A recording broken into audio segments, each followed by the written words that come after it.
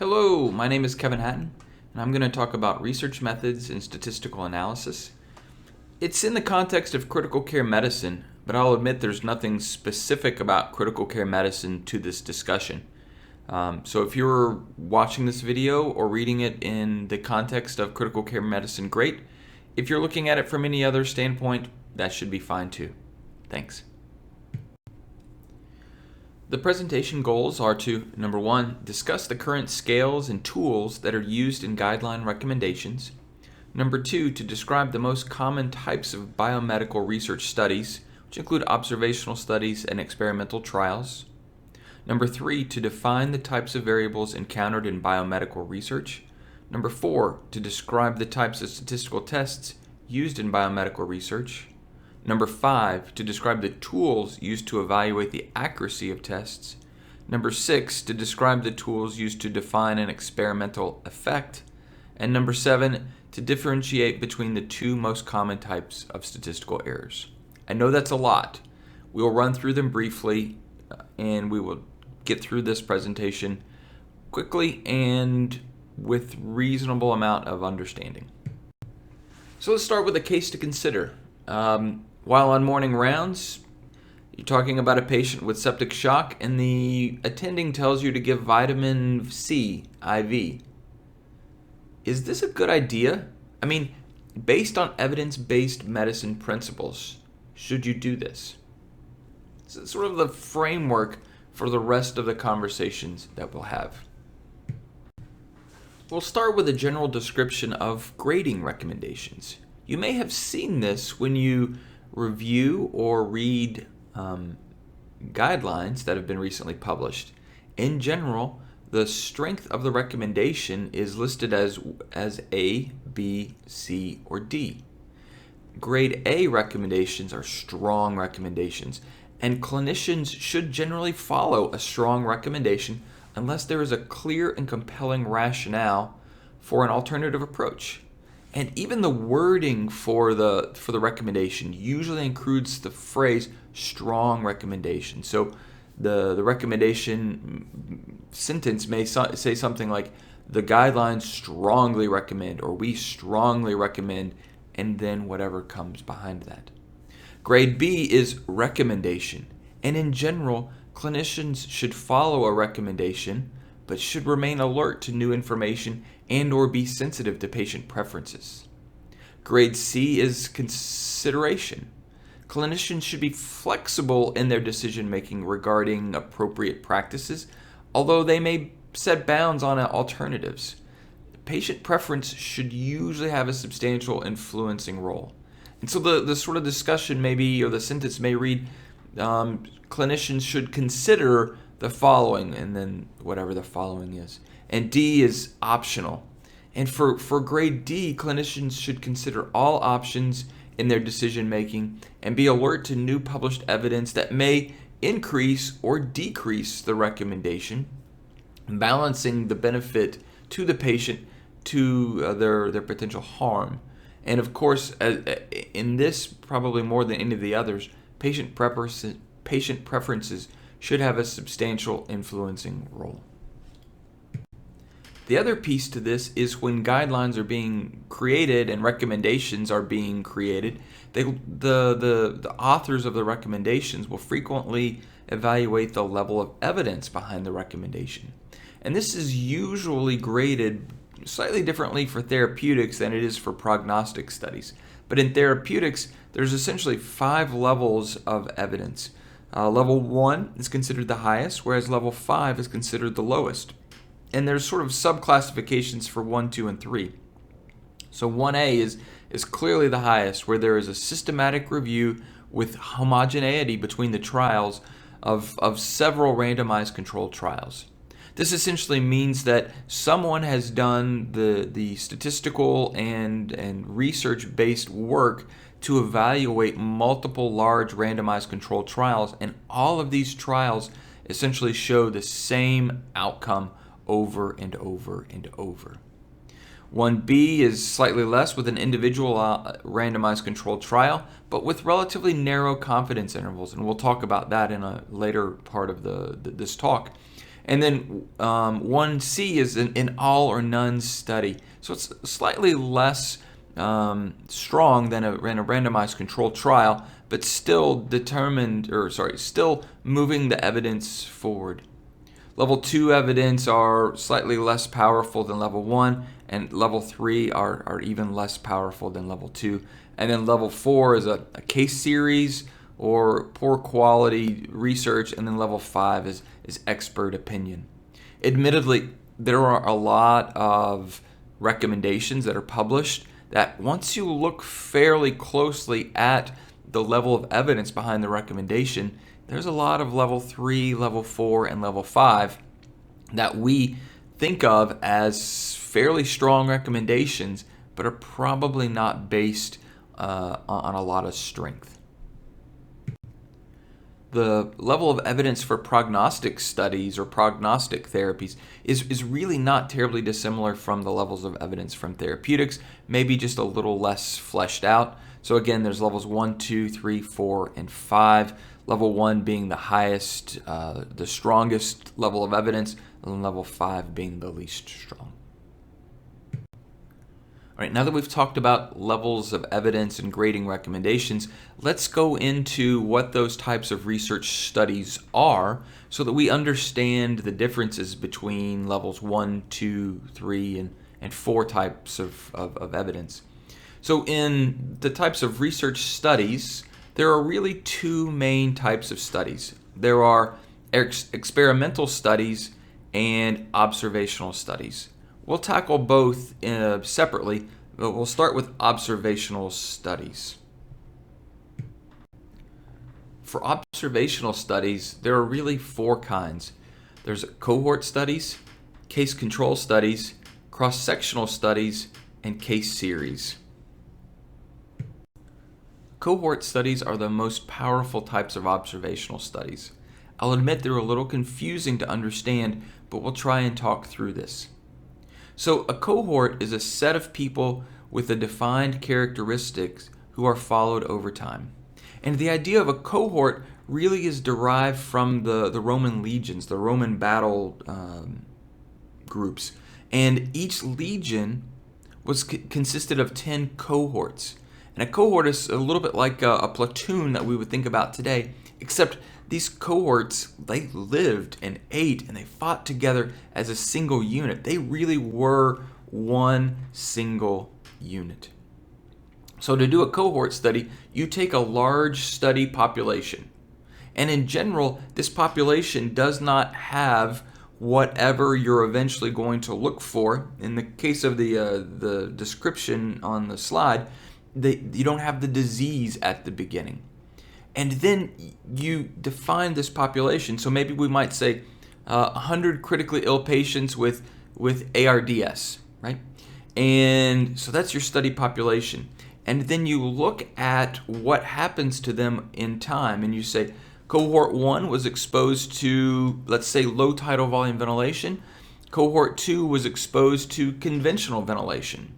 Now, these aren't randomized. You just notice that some people got 6 per kilo tidal volume and some people got, 12 per kilo tidal volume. So you don't assign them. You notice that they're exposed to a group or not, or to some treatment or not, or to some outcome or not.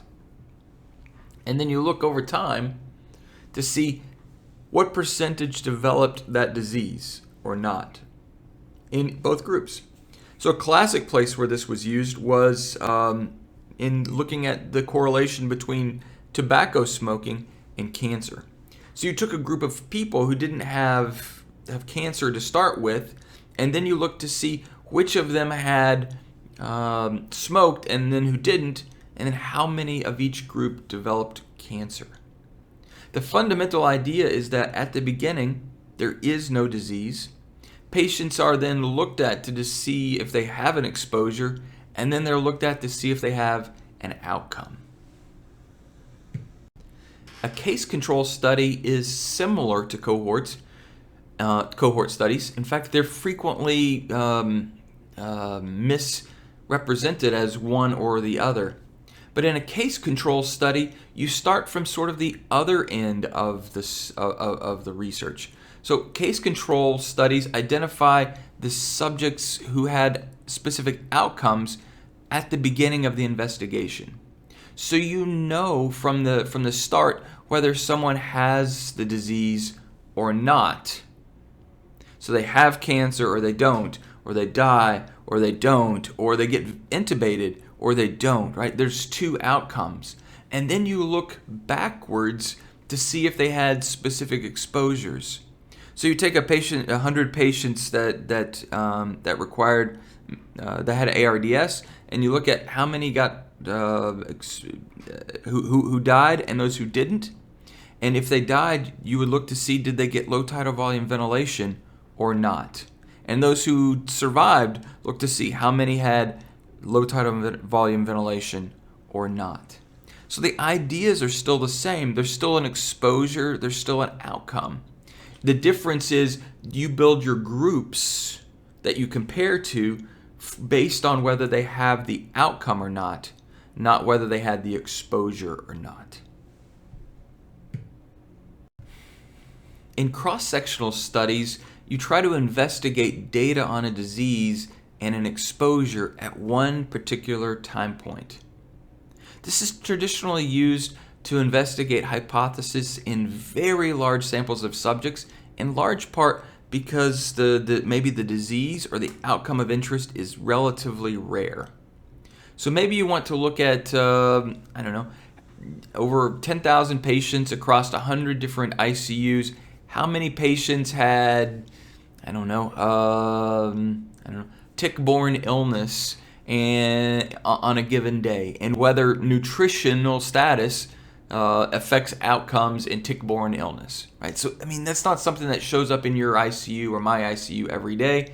In fact, it probably takes 10,000 patients to get to maybe 5 or 10, right? So it really is attempting to look at a relatively rare disease in a large sample of subjects on a given day or on a given time point. And so because of this given time point, you can't really make a temporal relationship between the disease and the exposure. But you can sort of evaluate whether there is a potential for hypothesis generating in that relationship. It's just not a cause and effect necessarily. It's an association observed between the two. Okay, let's look at a couple of examples and see if we can figure out what kind of study was done. In this first example, on May 1st, the data is collected about the percentage of goal nutrition delivered during the previous 24 hours and then the presence or absence of a decubitus ulcer in trauma patients in the ICU. The investigators conclude that patients who were fed less than 50% of their goal had a greater incidence of decubitus ulcers. Now, I'll admit, I don't know that this data is actually accurate. I'm just sort of made up an example. But can you figure out what kind of observational study this was? Was it a case series? Was it a case control study? Was it a cohort study? Or was it a cross-sectional study? I'll give you a second to think about it. Yeah, you're right. It's an example of a cross-sectional study. This study is done on a specific day, so May 1st.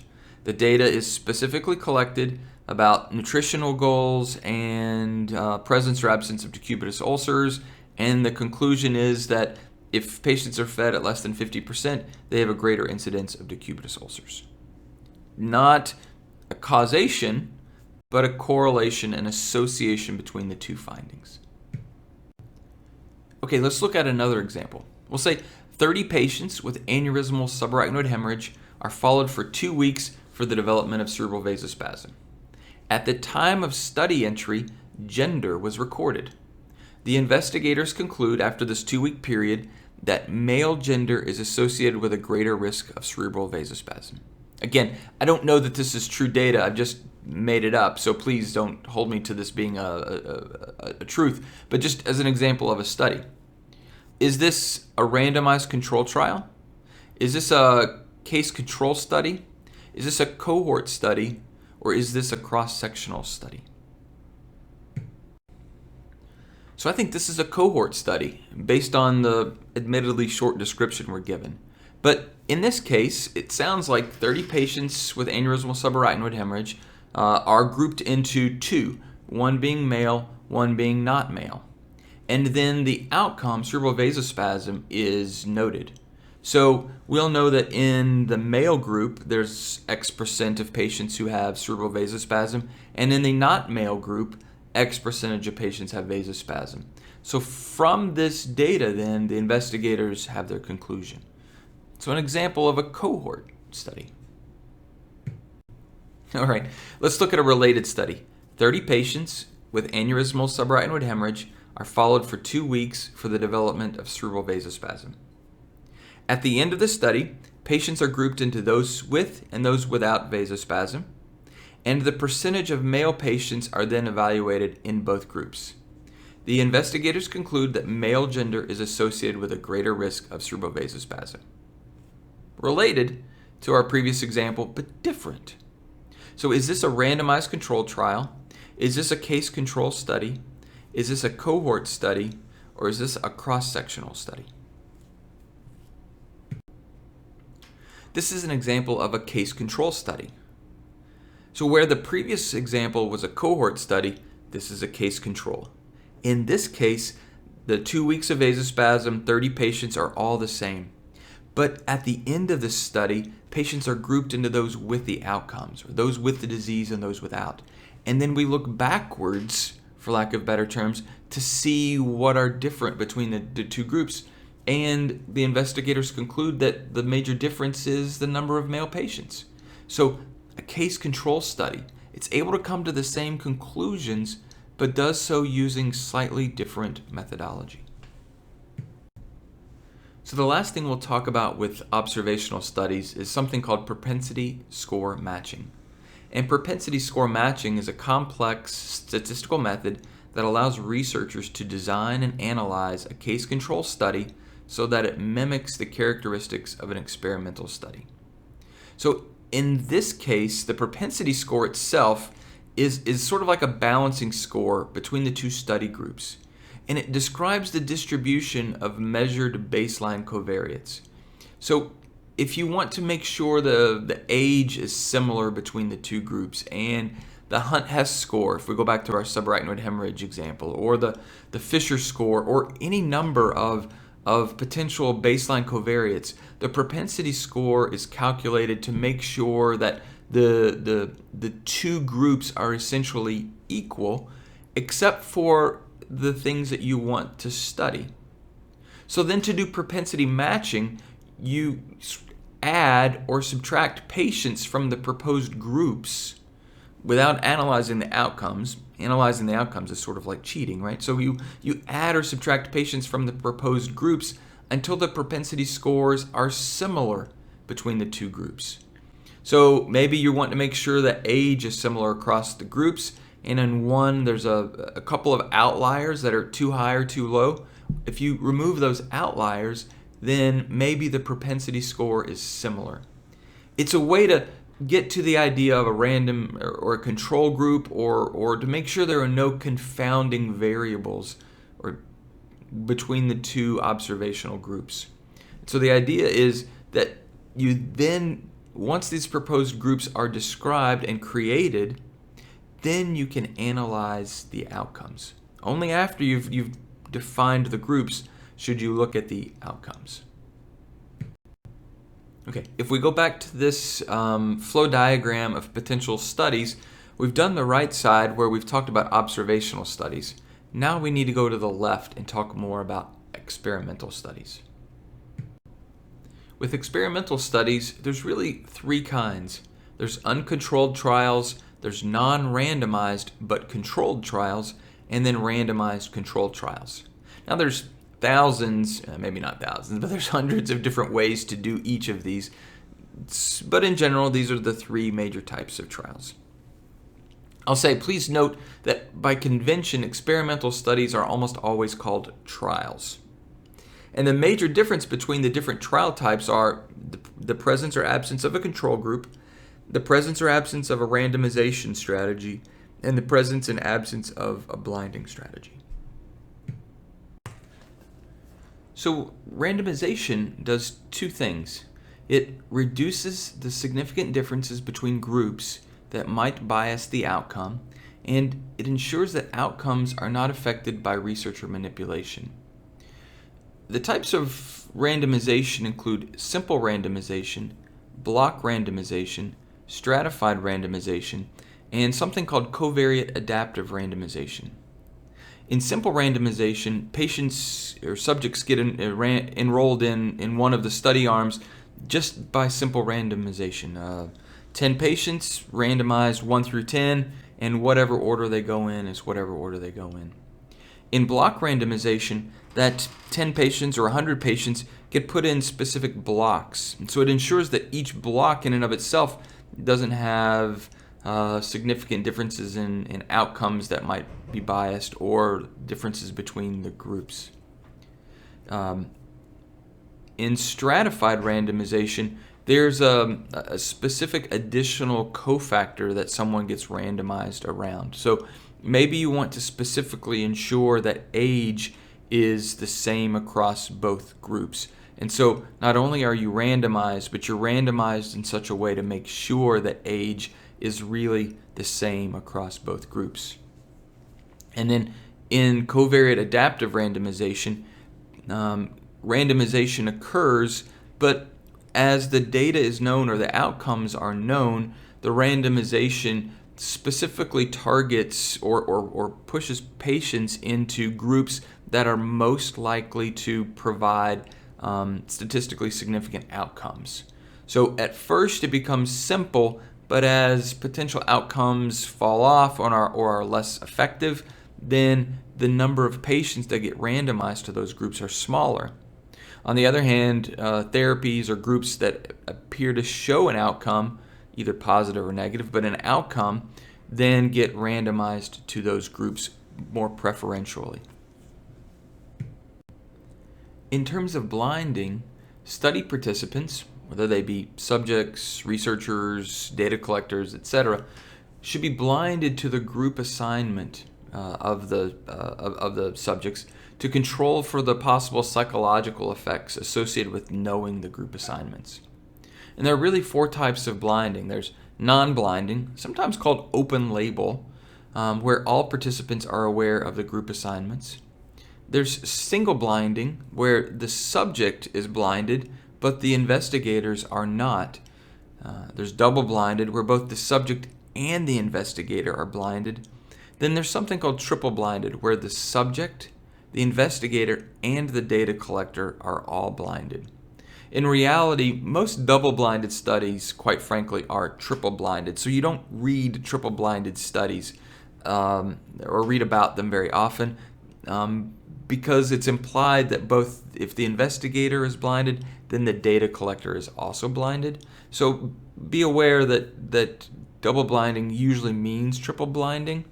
But sometimes investigators or manuscripts will specifically say that it was triple-blinded. Whew. Sometimes that's hard. Let's try and switch gears now so that we can talk about the types of data and statistical analyses and other things that come from or the data that comes from specific research studies. Okay. Let's start with just the basics, the types of data. And I'll admit, somewhat embarrassingly, but I'll admit that I struggled for a long time, and sometimes still do, with determining which is the independent and which is the dependent variable. So if you struggle with this too, please realize you're not alone. So the independent variable is the variable or the input or the cause that's being studied. The dependent variable is the output or the outcome that's being studied. And a confounding variable is the input or cause that's not being studied, but still may affect the outcome or the dependent variable. Okay, let's look at an example. The admission GCS, so the Glasgow Coma score, is being evaluated in 30 patients after traumatic blunt aortic injury to determine the risk of postoperative stroke. Age, medical history, and gender are also collected for each patient. So what is the dependent variable? What is the outcome variable that we're looking for? In this case, I would say the outcome variable is postoperative stroke. Did they or didn't they have postoperative stroke? What is the independent variable? Okay. Again, this is a little complicated, but in this case, I think the independent variable is the admission GCS.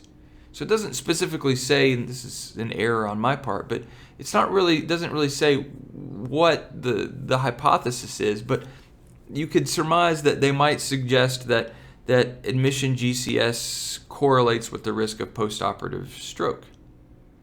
So the independent variable in this case is the GCS. What is being studied?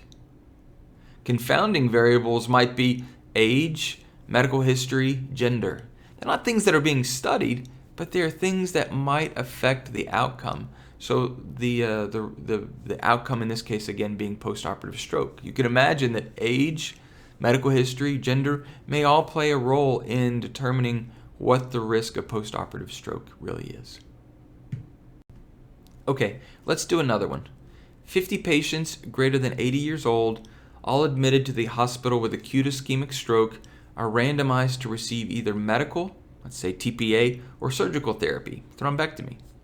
And then the incidence of GI bleed in the first 30 days is evaluated amongst the survivors. So again, what is the dependent variable?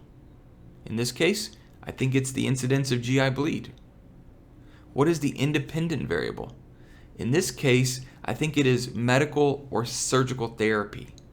This is what's being investigated. Confounding variables might be age, maybe gender, maybe location of the acute ischemic stroke. Things that might bias the outcome, might bias the dependent variable, but are not themselves being studied. Okay, so once we've identified the dependent, the independent, and confounding variables, then we need to consider what are the types of those variables. Are they discrete, typically either dichotomous, sometimes known as binomial data? Are they categorical data, or are they ordinal data? If they're not discrete, they could be continuous types of data for which there's really normalized and non-normalized types of data. For discrete variables, there are binomial data, and dichotomous or binomial data have two and only two distinct options. That's it. Yes, no, alive, dead, whatever. They have two distinct options. With categorical data, there are more than two distinct options, but there's no ranking between the different categories. Eye color is a classic example. There's blue, there's brown, there's hazel, there's green, but none of them are really better than each other or greater or lesser in any way. They're just equivalent but different. In ordinal data, there are more than two distinct options, but there's a specific ranking between the categories. Maybe if you want to look at all weights in a hospitalized population, there's the first quartile, the second quartile, the third, and the fourth, right? There's a distinct ranking, not necessarily good or bad, but just a ranking between the categories. Okay, let's look at an example. As part of a planned study, you hypothesize that pre-admission body mass index predicts survival in patients with severe ARDS due to pancreatitis. Okay. You could collect the independent variable. So I guess first, what is that independent variable? Agree? It's body mass index. So what is the dependent variable? In this case, it's survival. Okay. So how would you collect the independent variable? How would you collect body mass index? You could record it or collect this data as a dichotomous outcome. How would you do that? One way is you could say, is it greater than or less than 30? Yes, no. Greater than 30? Yes. Less than 30? No. Right? Two distinct options. How would you make this categorical data? It's a little hard, I'll admit. I've never been able to quite think of a good way to do that. But the idea would be that you have two or more distinct categories, but there is no specific order or rank order to them. Ordinal data is quite a bit easier because you can say body mass index, I don't know, less than 20, 20 to 25, 25 to 30, 30 to 35, sort of like how we define obesity, right?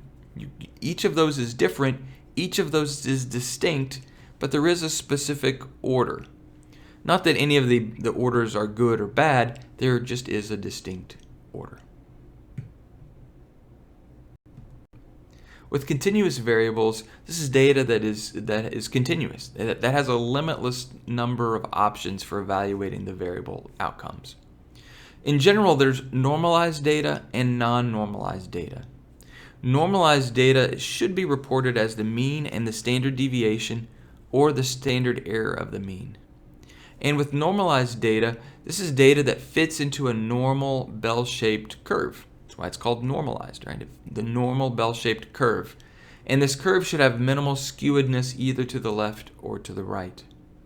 And in general, data can generally be evaluated using parametric tests. For non-normalized data, it should be reported as the median and the interquartile range.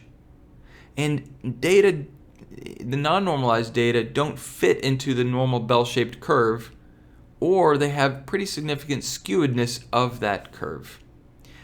Non-normalized data usually requires non-parametric tests. Parametric and non-parametric are similar, but not quite the same.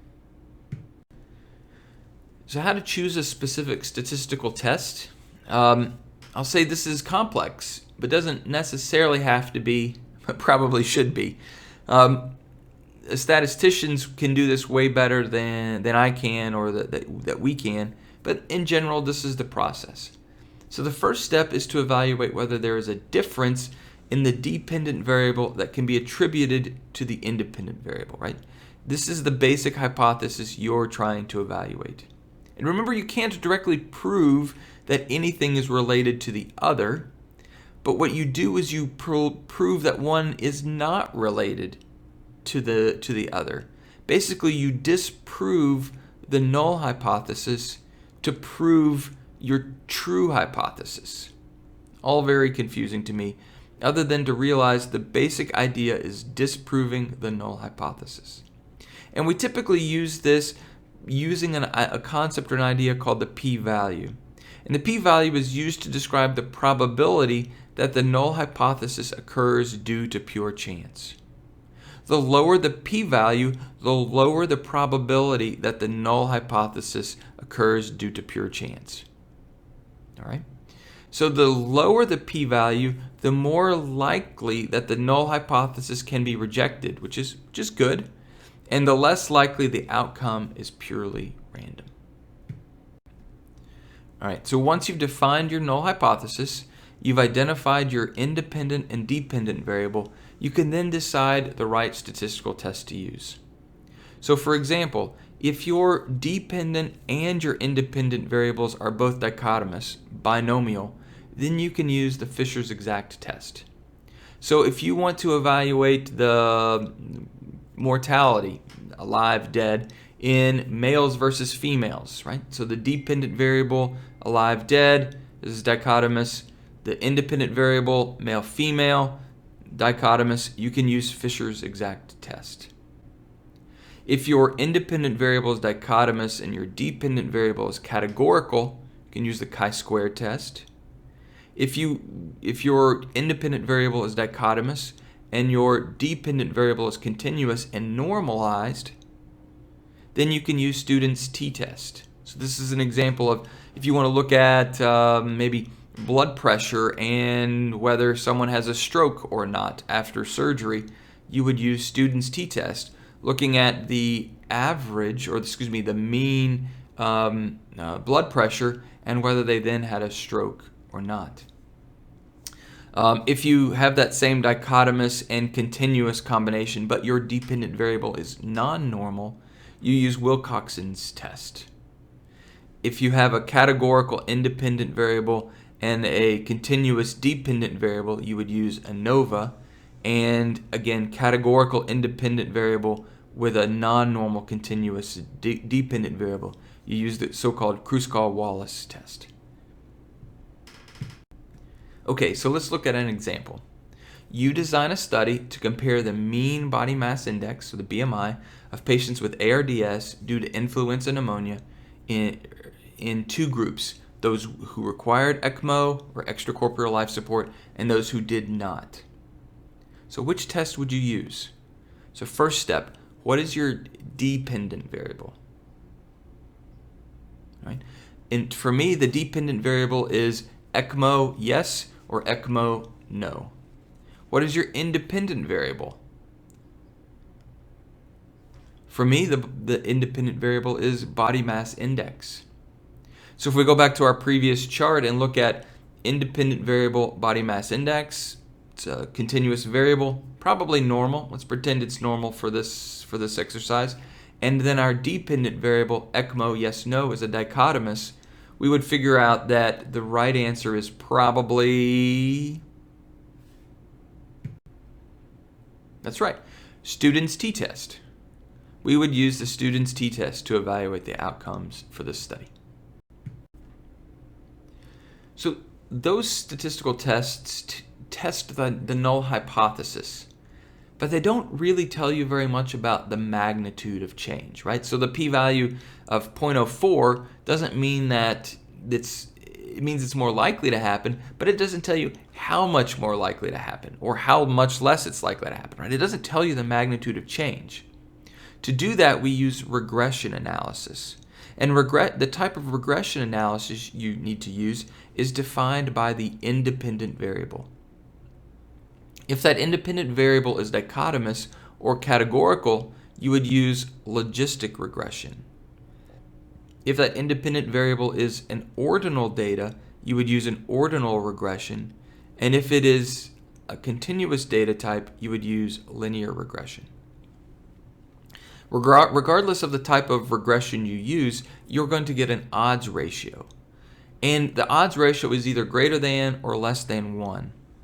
And if your odds ratio is greater than 1, there is an increased chance of the outcome per some data point. And that data point is dependent on the type of regression you do. But let's take an example. Let's say the odds ratio is 1.4. That means that the outcome is 1.4 times more likely to occur from one group to the next. On the other hand, if the odds ratio is less than 1, there is a decreased chance of the outcome per data point. If the odds ratio is, let's say, 0.8, that really means there's a 0.2 times less likely, or the outcome is 0.2 times less likely to occur from one group to the next. So it's a little bit different. The odds ratio doesn't decrease the same way that it increases. Phew. All right, another section done. Let's just keep pushing forward. We've got this. Like you're starting to understand this better than I think you do. All right, so let's talk about how to evaluate the data, specifically for diagnostic tests. And diagnostic test accuracy, it's not always diagnostic, it can also be prognostic test accuracy, is frequently described using sensitivity, specificity, positive predictive value, and negative predictive value. Now, the diagnostic test accuracy is really wrapped up in all four concepts. Not one individual concept is better than the other. All four are required to get a good feel for the overall accuracy of the diagnostic test. To understand how to interpret sensitivity, specificity, positive and negative predictive values, we really need to be able to plug our data into this 2x2 table that, quite frankly, you've probably seen over and over. So on the vertical axis, there's the positive test value and the negative test value. And across the horizontal axis, there's disease, positive disease, and negative disease. And these two outcomes allow us to define all of our data as one of four things. There's true positives, there's false positives, there's false negatives, and true negatives. And so understanding where each patient falls into this table and then counting the number of patients in each group is an important first step. So for sensitivity, the sensitivity is defined by the true positive rate. So that is the true positives, so those in yellow, divided by all diseased, so those in green.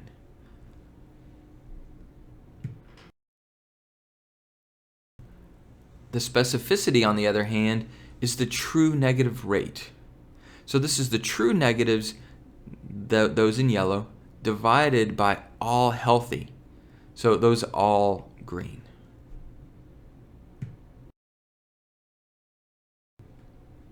The positive predictive value is the number of true positives, so again the yellow, divided by all positive tests, so those in green.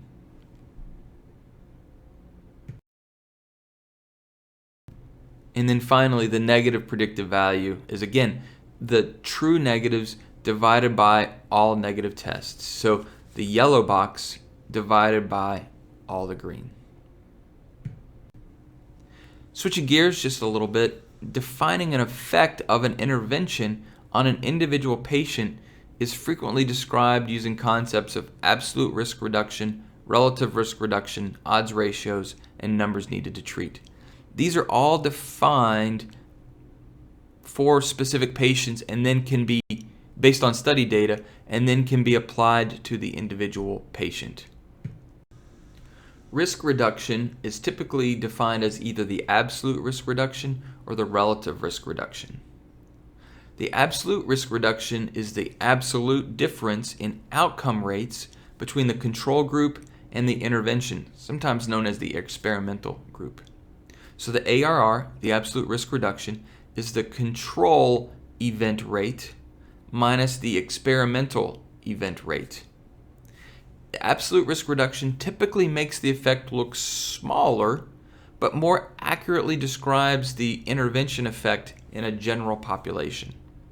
Right? So if a drug decreases the risk of an outcome, maybe risk of stroke, from 3% to 2%, then the absolute risk reduction is only 1%.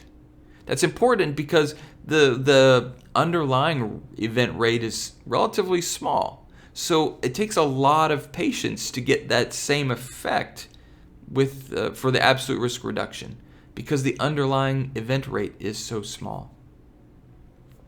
The relative risk reduction is the relative difference in the outcome rates between the control group and the intervention group. And the relative risk reduction, so RRR, is equal to the difference between the control event rate and the experimental event rate, so similar to the absolute risk reduction, divided by the control event rate. The relative risk reduction typically makes the effect look bigger, and so it's more often reported, but it potentially overstates the intervention effect.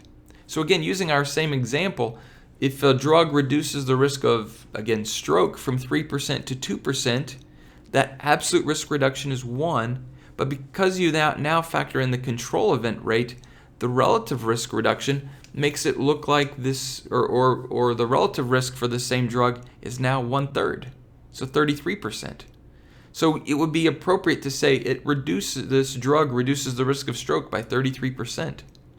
But that makes it sound like the overall rate of risk reduction is dramatically greater than the absolute risk reduction. The number needed to treat is the number of patients that you would need to treat with that therapy to prevent one additional bad outcome. So for example, the number needed to treat of 5 means that you would need to treat 5 patients in order to prevent one additional bad outcome from occurring. So the number needed to treat is 1 divided by the absolute risk reduction. So going back to our previous example, the drug that reduces the risk of stroke from 3% to 2% has a number needed to treat of 1 divided by 1%, or 1 divided by 100th, which is 100. You would need to treat 100 patients to have 1 patient who didn't have that bad outcome. It's a lot of patients for one specific drug to prevent that one outcome. All right, so let's take an example. You have developed a new drug to reduce the risk of postoperative nausea and vomiting. And in your population, you know that approximately 20% of your patients will develop postoperative nausea and vomiting at baseline. So you do a study, and then based on the research data, you determine that this new drug reduces the postoperative nausea vomiting rate to 5%. What is the number needed to treat? Well, the control event rate is 0.2. Right? So you know that 20% of your patients at baseline have postoperative nausea and vomiting. So the control event rate is 0.2. The experimental event rate is 0.05. Right?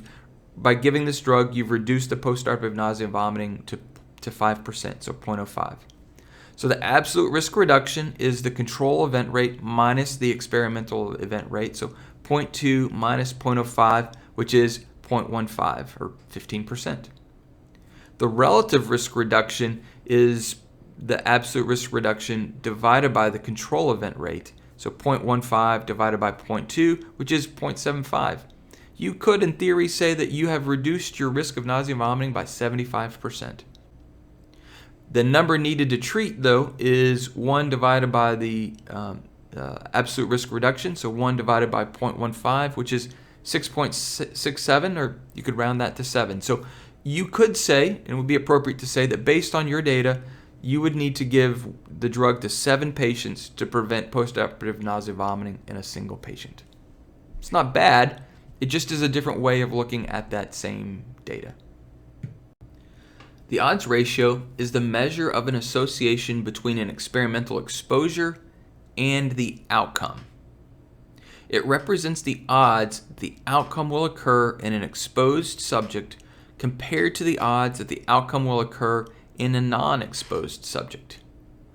The odds ratio is most frequently used in observational studies.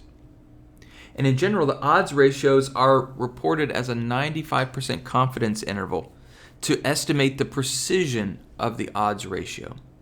A large or a wide confidence interval indicates a relatively low level of precision. It means not a really great study. A small or narrow confidence interval indicates a relatively high level of precision, which is generally a good thing. We use the concept of the 95% confidence interval as a sort of a proxy for statistical significance. If that confidence interval does not overlap the null hypothesis, which is a confidence interval of 1. So if the confidence interval is less than 1, so let's say 0.3 to 0.6, we feel with relatively good certainty that the odds ratio is statistically significant, and because it's less than 1, it's less likely to occur in the intervention group. On the other hand, if it's greater than 1, let's say it's 1.5 to 3, again, we think that there's a relatively high statistical significance. It's very likely to occur. And because it's greater than 1, it's more likely to occur in the interventional group than the control group. There are 2 main types of statistical errors. There's a type 1 error and a type 2 error. Type 1 errors incorrectly reject a true null hypothesis. The risk or rate of type 1 error is calculated as the 1 minus the specificity.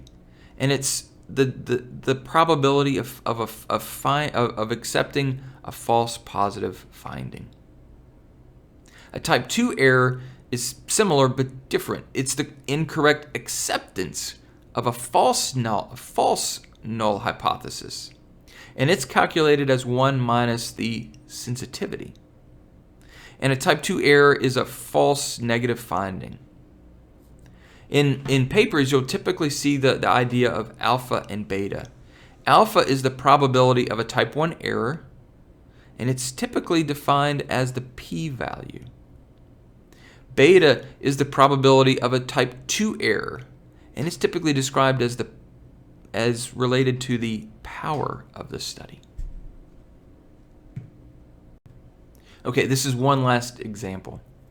Let's consider the following hypothetical study. 100 patients grouped into those who did and who did not have red hair. Each were given a standard anesthesia regimen for a standard operation. So they've been given basically the same level of anesthesia for the same operation. And then patients were categorized as either having a difficult or easy arousal after surgery. We won't talk about how we define all of those things, it's just a hypothetical study. From our data, from our 100 patients, we determined there were 20 redheads and 80 non-redheads, and that 16 of the redheads and 40 of the non-redheads had difficult arousal after surgery. So what is the sensitivity, specificity, positive predictive value, negative predictive value, and the type 1 and type 2 error rates for this study that evaluated whether redheaded patients were associated with more difficult arousal after surgery? Okay, we'll start by first making our 2x2 box. On the vertical, we have redheads and non-redheads and the total. And across the horizontal, we have difficult and easy. So we know there are 20 total redheads, and that means there are 80 total non-redheads. So on the far right, the total columns, 20 and 80, make up 100. Great. So of the redheads, 16 had a difficult awakening, which means that 20 minus 16 is 4 redheads had an easy awakening. Again, likewise, along the bottom, we know that 40 of the non-redheads had a difficult awakening, which means that 40 had an easy awakening, 80 minus 40. So now we're able to calculate how many patients had a difficult awakening. 16 redheads, 14 non-redheads, so 56 difficult awakening. Likewise, we know that 4 redheads and 40 non-redheads had easy awakening, so we know that 44 total had easy awakening. So now from this table, from this data, we can calculate sensitivity as 28.6, so 16 divided by 56. We know the specificity is 40 divided by 44, or 91%. We know that the positive predictive value is 80%. The negative predictive value is 50%. The risk of type 1 error is 9%. And the risk of type 2 error is 71%. So the probability or the predictive value of redheads in determining, or the hair color, in determining whether there's going to be an easy or difficult awakening, at least based on this hypothetical data, is pretty good specificity, pretty good positive predictive value, but pretty terrible sensitivity and negative predictive value, with relatively high type 1 and type 2 error rates. So from this data, should you use redheads or hair color to determine difficult arousal? No, probably not.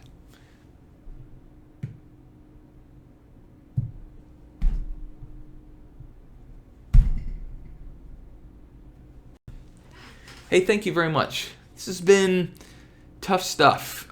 Statistical tests, data analysis, test analysis. It's all difficult. It's all frustrating and all confusing to me. But thank you very much for staying to the end. I really appreciate it. Here's my contact information. Feel free to reach out to me with questions, concerns, comments. As I said at the beginning, I'm not a biostatistician. It's clearly not sophisticated enough to answer all questions. I'm clearly not sophisticated enough to answer very many questions. But this is what I've learned, and I hope that this information can help you as well. I hope you have a great day, and talk to you soon.